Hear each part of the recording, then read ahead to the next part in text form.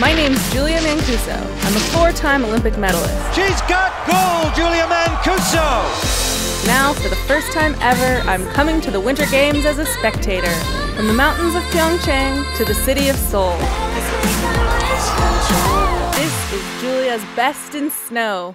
So one of the things I love about South Korea is their rice wine. So naturally, I had to find out how it's made. So I found an expert, another Julia, who's gonna show me how it's done. What we need to do is get the rice cooling onto the cooling rack. Oh, wow. You can see there is our steamed rice. We want to spread it out. Do you want to have a try to spread it out? Nice and even, nice and thin. Wow, it's really sticky. And you want to make sure you're not breaking the grains. So just gently spreading it around. So now here comes the fun part where you're going to get your hands dirty. We're going to put all of this rice into the bowl, mix our water and mix our noodle together. It is a fermented wheat cake, and that is how we get brewing. The molded enzymes in the noodle will change the grain to sugar, and then the yeast in here changes the sugar to alcohol. Okay, now you want to mix it all up together. Get a nice even mix of all of the rice and the water and the noodle. You can see it's a very hands-on kind of technique, and that's because it was something that was done in the home. There's one thing we talk about in Korea, it's called sonmat. Son means hand and mat means flavor. And it's because everything we ferment, everything that you make in Korea, you're actually using your body, you're using your hands as opposed to a glove or a spoon or something else. And the concept is that you have your own microbiome on your hand. Individual to you and me, we are different. So even though we could make exactly the same brew right here, right now, after fermentation, they're going to taste different because you have contributed what your sonmat, what your hand flavor is, you've contributed that to your brew.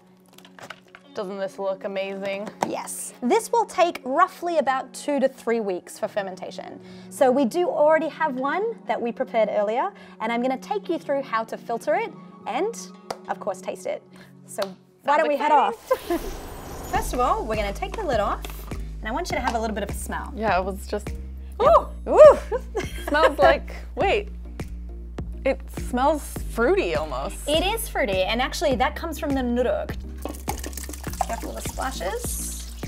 Okay, we're gonna lift it up a little bit, and you can see here that sound like rain. This is all your hard-earned alcohol coming out of your mash. Do you wanna have a try? Just to get all the juice, You wanna get all the extra juice out. Wow, it smells so good. It's quite sweet and fruity and floral. So how's that looking? Depends on how much you want to squeeze out of it. Well, it depends Get on it all. how much alcohol you want to have left over. The best part about this is now we get to taste it. So, there you go. Cheers. Cheers.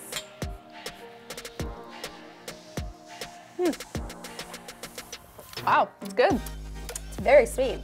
It is so fruity. It's amazing. It's got a very melon kind of flavor to it. Yeah. When you make your own alcohol, you can be quite confusing as to what the ABV really is.